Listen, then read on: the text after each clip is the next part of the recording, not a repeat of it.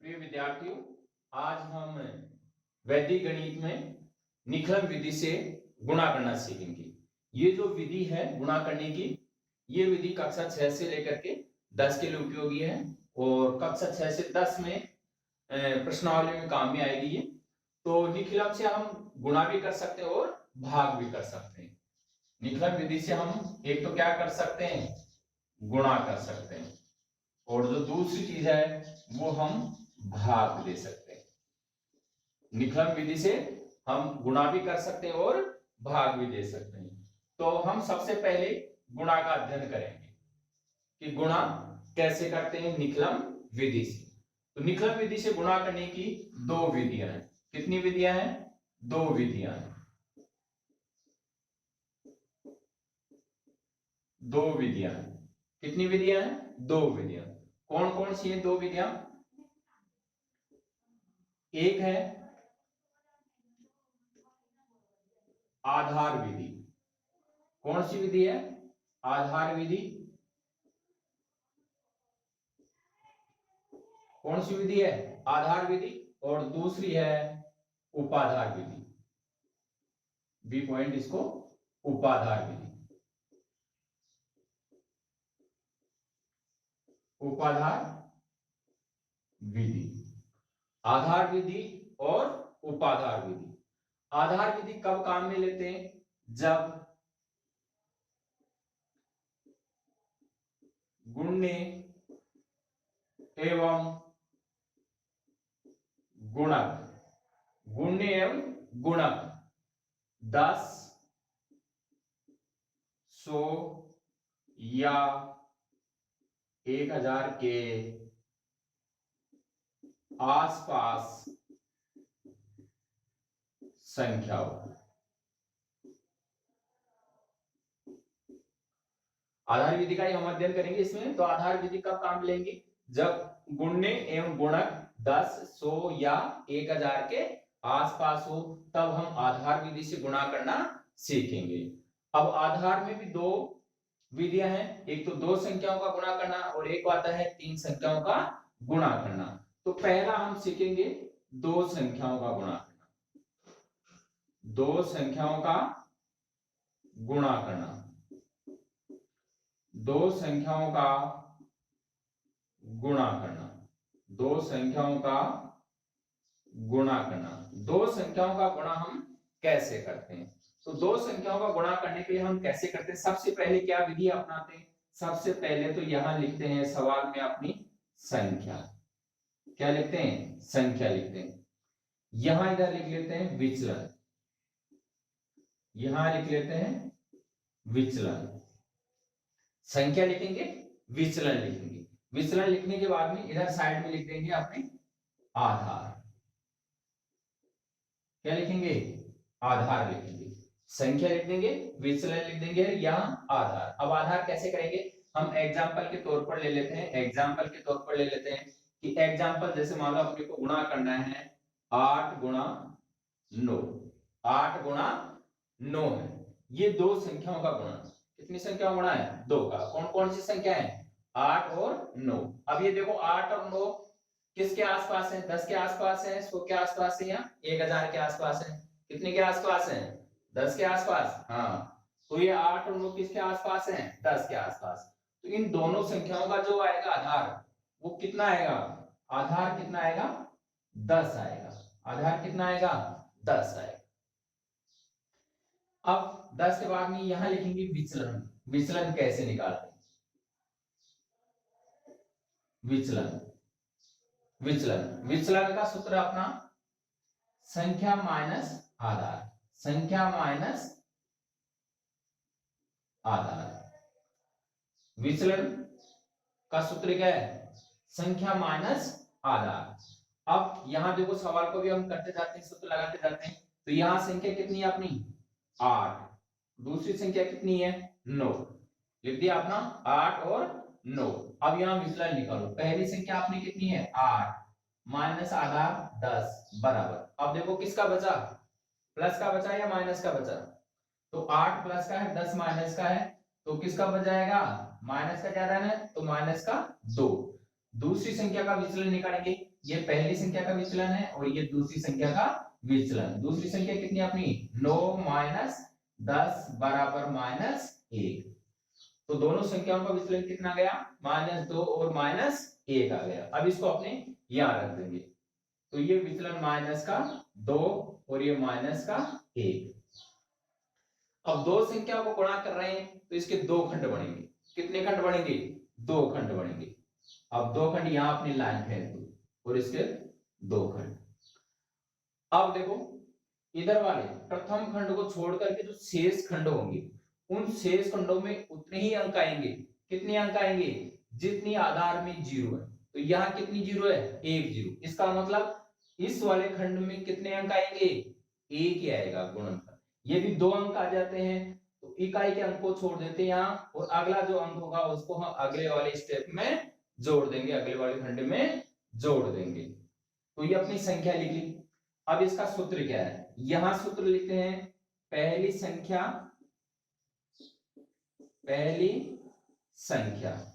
यदि हम 8 ले रहे हैं, ये पहली संख्या है, पहली संख्या लेंगे तो प्लस सेकंड विचलन। ये संख्या ले रहे हैं तो इसका विचलन लेंगे। यदि दूसरी संख्या ले रहे हैं या दूसरी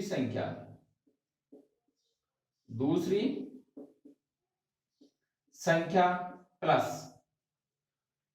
फर्स्ट विचलन, मतलब हम तिरछा विचलन लेंगे। पहले ले रहे हैं तो दूसरा विचलन लेंगे, दूसरी संख्या ले रहे हैं तो पहला विचलन लेंगे और जो दूसरा खंड आएगा उसमें आएगा विचलनों का गुणनफल।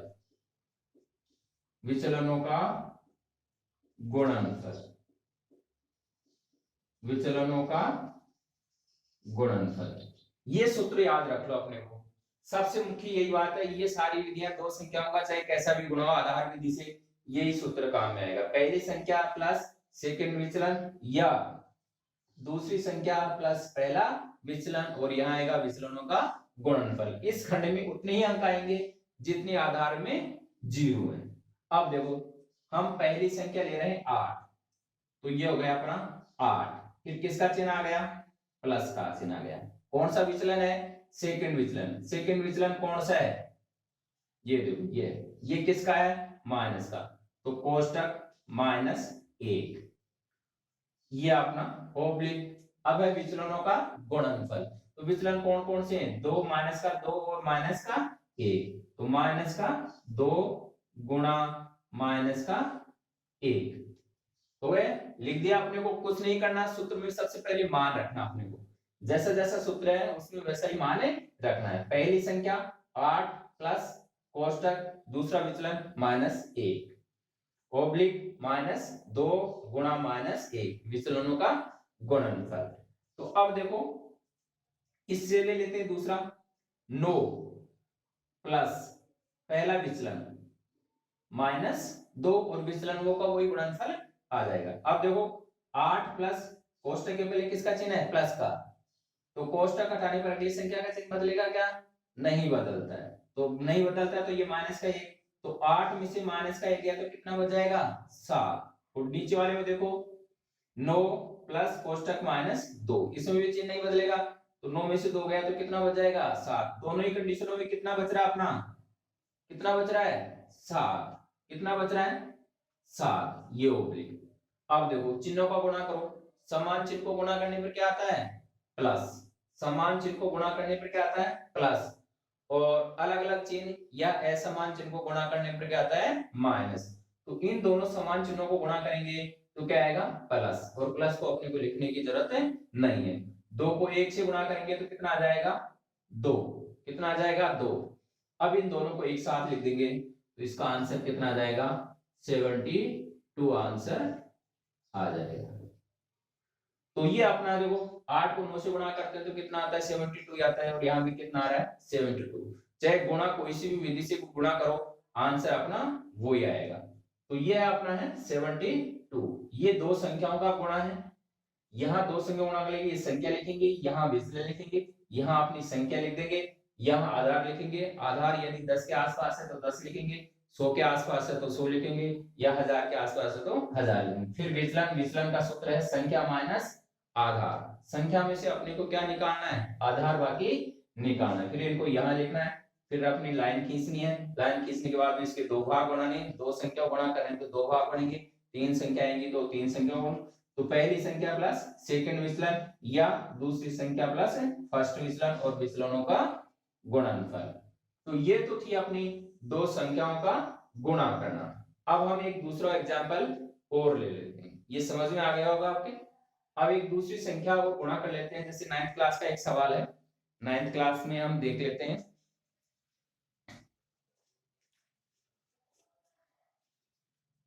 9th क्लास का ये गुणा है एक अपना 1.2 प्रश्नावली का है, 102 गुणा 107, 102 गुणा 107, ये गुणा करके देख लेते हैं।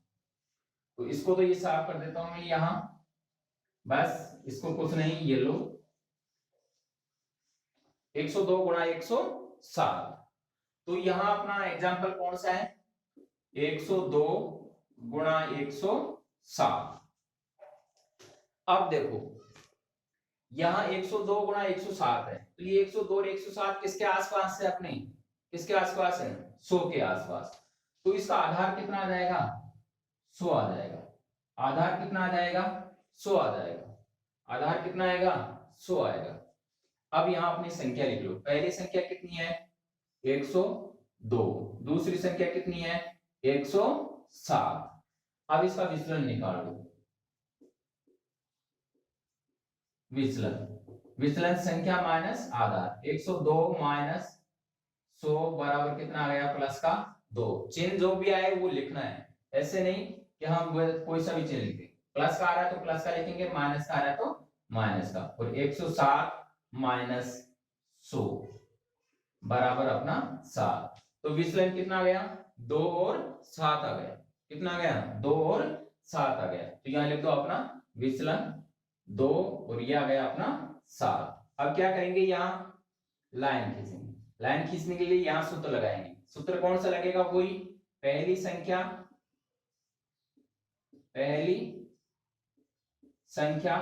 प्लस सेकंड विचलन, सेकंड विचलन, या दूसरी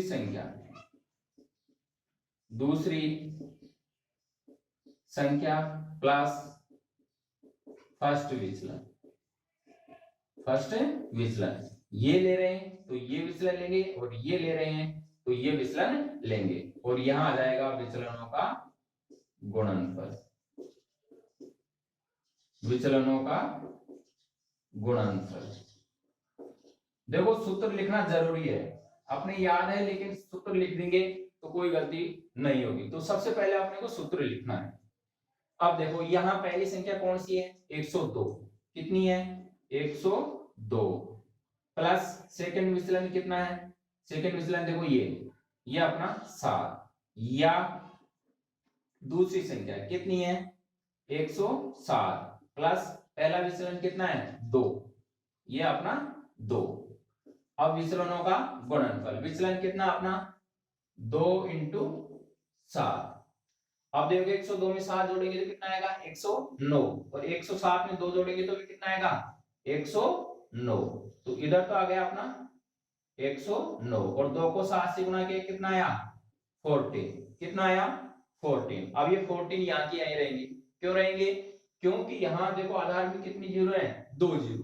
तो यहाँ इस अंक में भी, इस खंड में भी कितने अंक आने चाहिए, 2 ही अंक आने चाहिए। यदि 2 अंक नहीं आते हैं तो यहाँ अपना जीरो लगा करके इसको 2 अंक कर सकते हैं। तो इसका आंसर जो आएगा वो होगा 109 14, मतलब 10,914 इसका आंसर आ जाएगा। अब ये जो विधियां हैं, दोनों विधि, आधार विधि, ये कक्षा 9 में भी उपयोगी है, 10 में भी उपयोगी है। 10 में भी इस पर आधारित प्रश्न है, 8 है, 8 में भी इसमें आधारित प्रश्न है, 7वीं है तो 7वीं क्लास में भी इसमें आधार विधि से गुणा करने की विधियां दे रखी हैं, और 6 क्लास में भी ये विधियां हैं। तो ये वीडियो कक्षा 6 से लेकर के 10 के लिए उपयोगी है, इसको अच्छी तरीके से समझना। हम आगे की क्लास में हम आधार विधि से 3 संख्याओं का गुणा सीखेंगे। जय हिंद, जय भारत। आपको ये वीडियो पसंद आया होगा, अच्छा लगा होगा तो इस वीडियो को सब्सक्राइब करें। जय हिंद, जय भारत।